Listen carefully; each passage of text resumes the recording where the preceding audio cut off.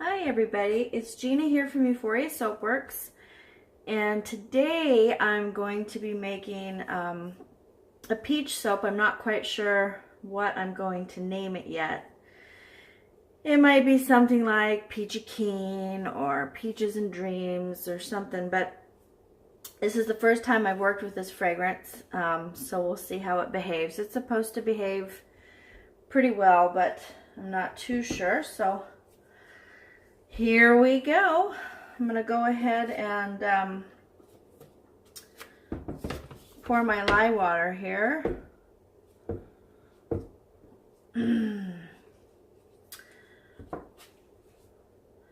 This is going to go down my spatula, hopefully, just to reduce the bubbles, which I find only really affect your soap once it's been kind of blended together.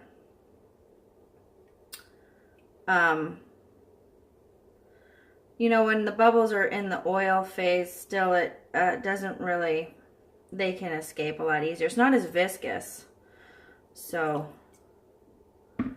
they're able to go ahead and escape. So what I'll probably do is just give this a little stir here. Let those air bubbles kind of come to the surface. I'm making a couple batches of soap today, so I'm going to have to split this off. I'm trying to burp the stick blender so we don't get any air trapped under the blades. And here we go.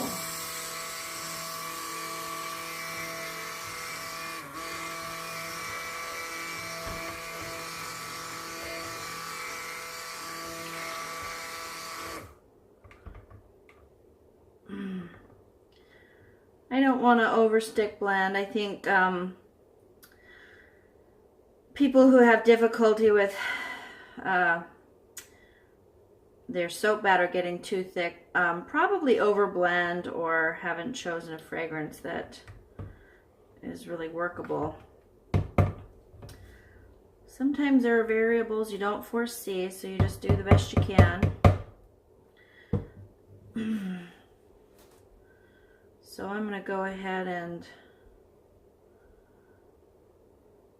separate this out into the different containers that I need. So I'll pause you for just a second.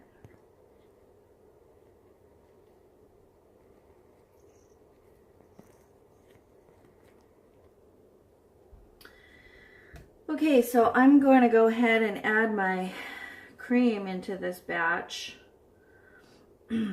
If I'm using cream, or, well, typically if I'm using cream, I will add it because it's, you know, very rich, has a lot of fat. I'll add it at about 3 or 4% of my oils. So that way it makes it nice and creamy. It increases your super fat, but it doesn't end up being too greasy.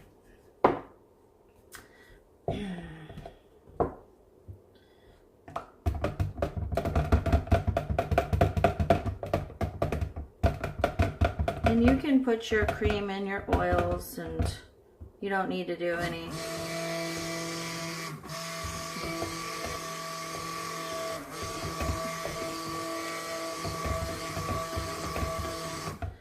you don't need to add your goat's milk or your cream or any of that stuff that actually scorches.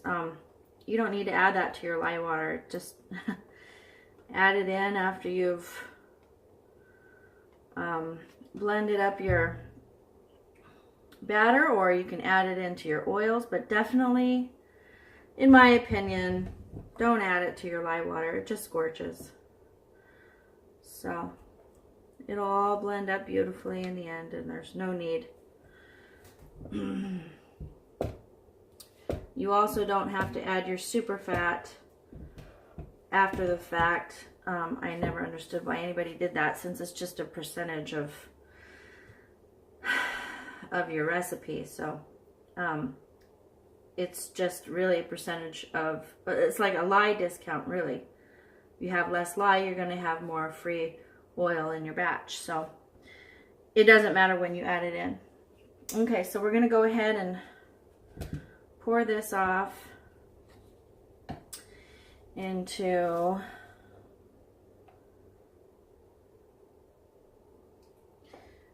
I'm making 3 separate colors here.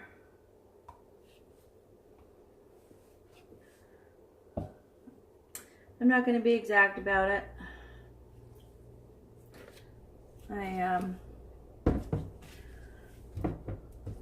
Sometimes if I'm layering a soap, I'll be exact so that I have the layers correct. But if I'm just making a swirl, I won't worry about it. Okay. So I'm going to set that off to the side. We're going to mix in the base colorant.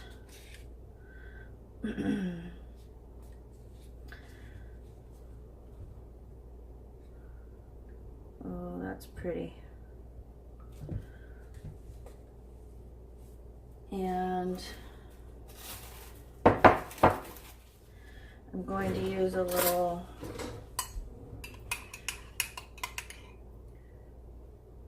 titanium dioxide. I mix mine with oil. You can get your titanium dioxide with that mixes with water. I just don't prefer to do that because I like to water discount, and I also don't like any potential of glycerin rivers, and I also like to super fat my soaps. So I don't over super fat, but I do like to have a little free oil in there so that it's nice and moisturizing for the skin. Okay, that's about the color I'm looking for there. Now we're going to go for the dramatic orange. This colorant is called, let's see, Adobe Orange, I believe, from Wholesale Supplies Plus. It's beautiful, but I've never used it before, so we'll see how it performs. Oh, isn't that just gorgeous?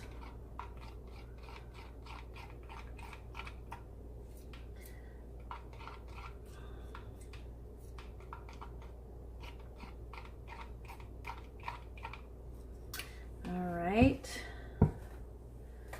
This orange is called Orange Salsa, also from Wholesale Supplies Plus. I have never used this one before either. This will be a first time. Wow, and that is just beautiful as well. I think I'm going to add a touch of titanium dioxide though, just to provide a little more of a different color between the two. Oh, so pretty.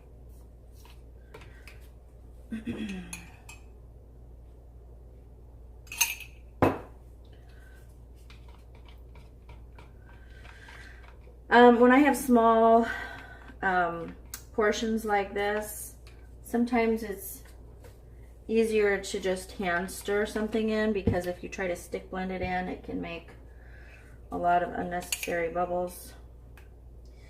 And now I'm just doing titanium dioxide for the white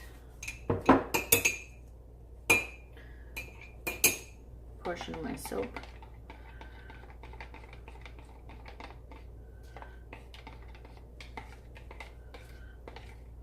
Okay, so I need to put in the fragrance, and we're in business. I think I'm going to do just a touch more of this gorgeous orange.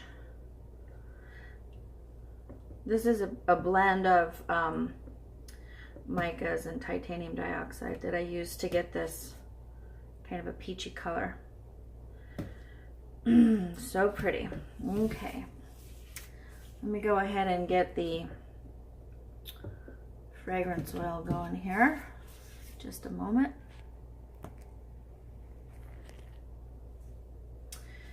Okay, so now I'm going to put the fragrance in. I'm going to stir this in as well. If you're worried about fragrances not performing well or accelerating trace, you can always just stir them in, and that will slow everything down for you. This is not the best container here to be pouring from. Wow.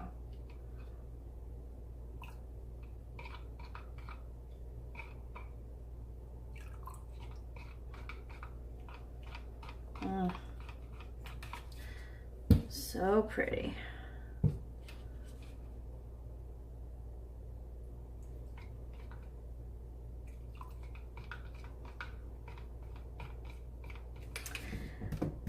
But this fragrance is supposed to behave rather well, so hopefully we'll not have any issues there.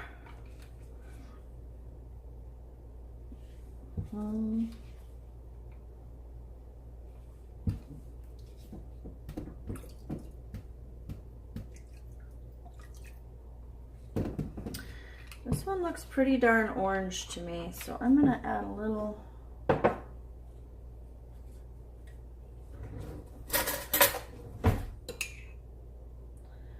See if we can't lighten that up just a touch. To the color that I was looking for. And that's pretty.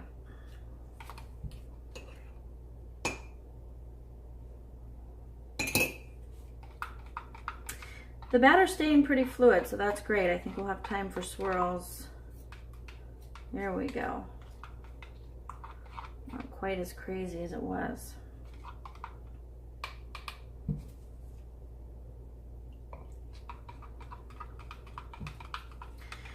This can be a messy job.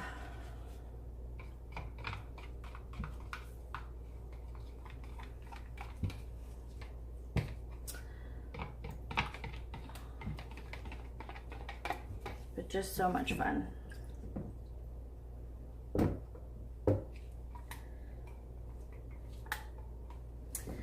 All right, I think we're about ready to go ahead and pour.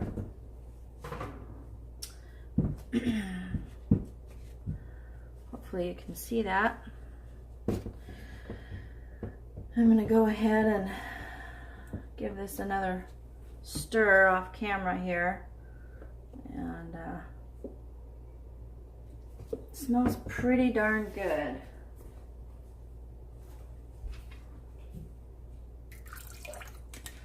Just need a little bit more fragrance.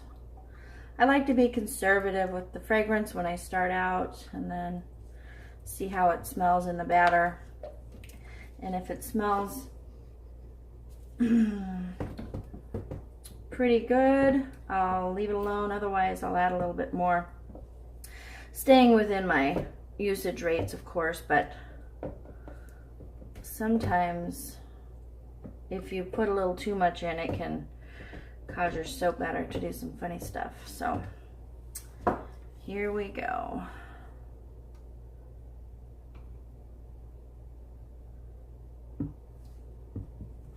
And we're gonna go in with the dark.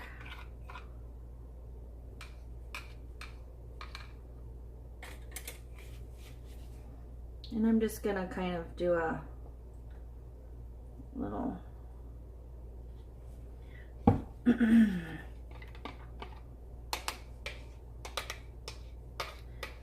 drippity drop, kind of swirly here.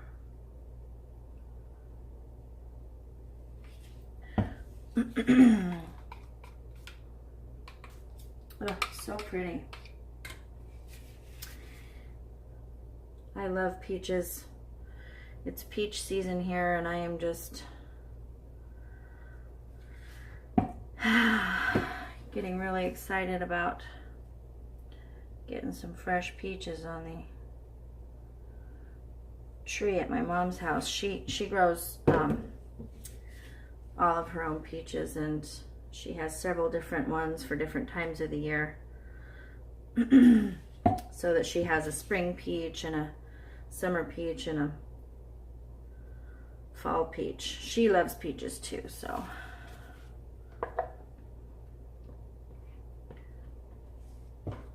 All right, let's get the rest of this in, and then we're gonna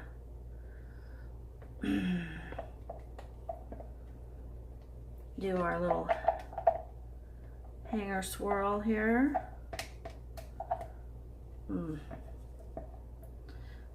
This smells so good.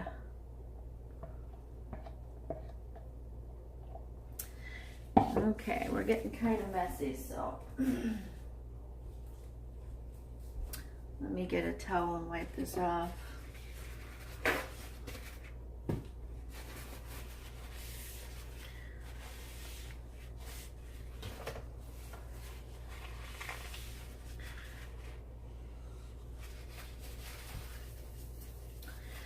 Alrighty, so here we go.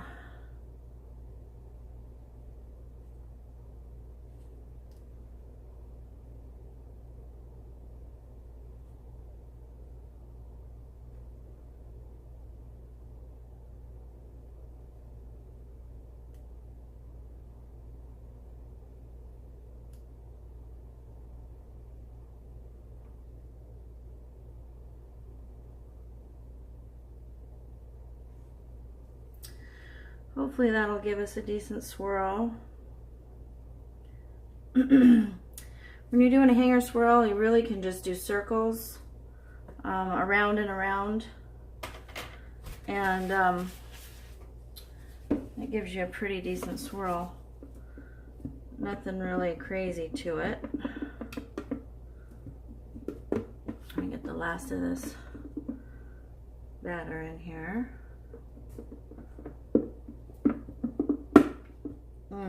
It smells so good.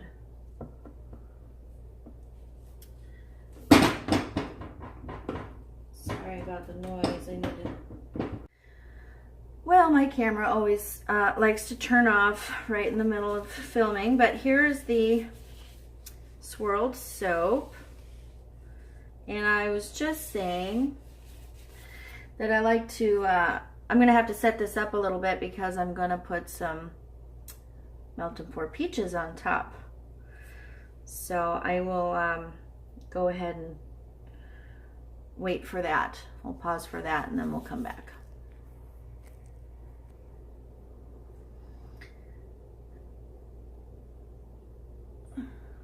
Okay, so now I'm gonna put these cute little melt and pour peaches on here.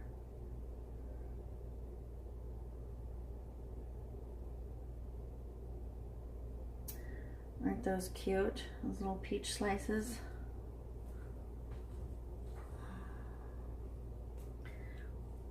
I'm gonna have to turn this soap this way so I can see what I'm doing here.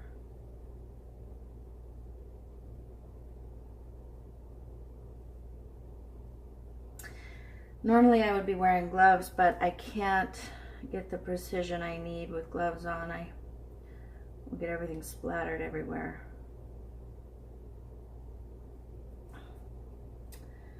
So don't try this at home, kids, unless you're really experienced. And even then, you should be following proper safety protocols, because lye burns don't feel good. Fresh soap batter, I should say. I haven't had straight lye on my skin, but fresh soap batter just burns like the dickens. I am loving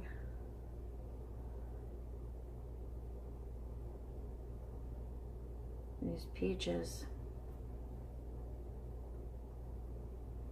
Oh, looky here. I'm one short. Isn't that funny? So this is what it looks like. See if you can see that up close.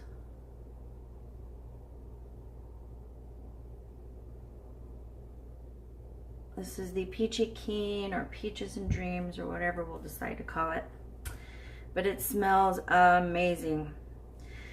Anyway, this one should be ready in about 4 weeks.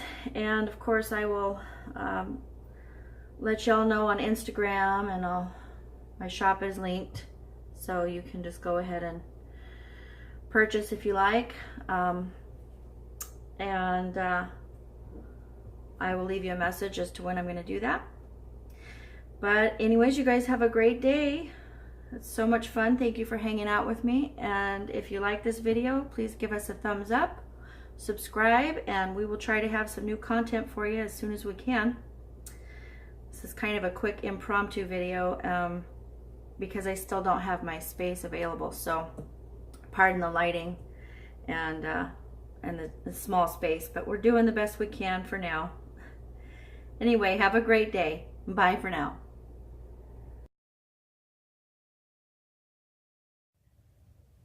Hi everybody, it's Gina from Euphoria Soapworks, and I'm here to cut the peach soap. Now my setup is a little tight for space, so I pardon the lighting and the lack of space here, but we'll try to get this going so at least you can see the cut on the inside. And I'm using my this is the Beast. This is a slab cutter. But I like to use it to cut single bars because it just cuts straight through. It doesn't drag anything through the soap, like through the middle. So this is really kind of my go-to cutter now. Eventually my husband will make a multi-cutter, slab cutter for me so that I can cut the slabs into single bars. So anyway, here we go. I'm going to go ahead and give this a go, and we'll see what it looks like on the inside. And just washed my hands so everything is clean and wiped down. And let's give it a go.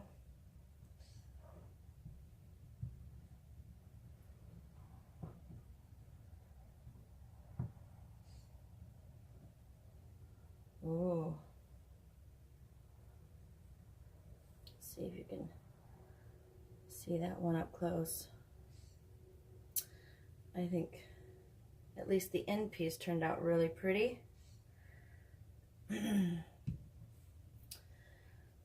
Sometimes the end pieces I've noticed have the best swirls, but we will continue on.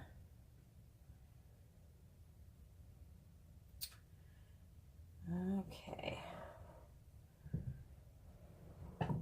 And I always like to clean my wire after I cut the soap. I just don't like having all that excess soap dragged through.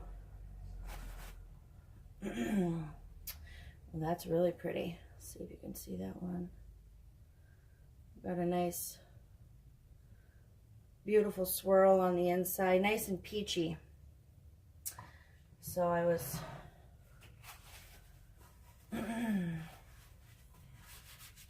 hoping for that.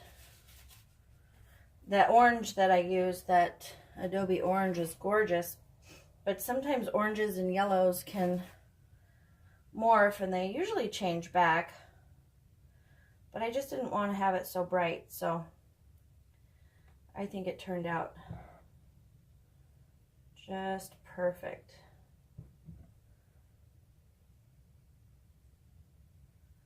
This soap is still a little soft. I was over anxious. There's the cut again. Let's see if you can see that up close. It just smells so peachy. It's hard to find a good peach scent because can either smell like fake peaches or kind of chemically, or it won't stick in the soap, but I have high hopes for this one, so we'll see how it does. And I just adore the peach slices in the melt and pour. I didn't have a peach mold, but what I ended up doing was using an orange slice mold and then just turning it over. See that cute little peach slice there?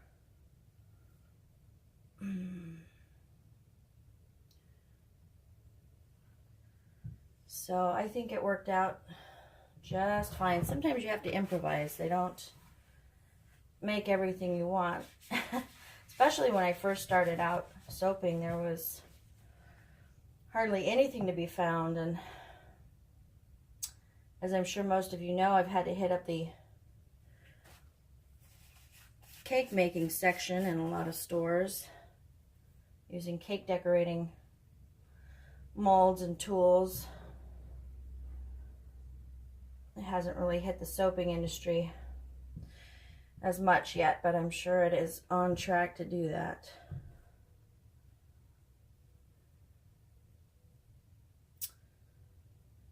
Oh, it's just so pretty.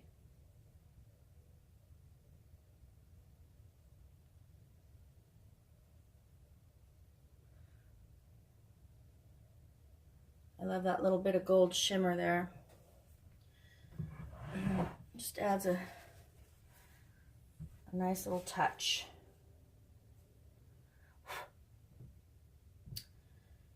Okay.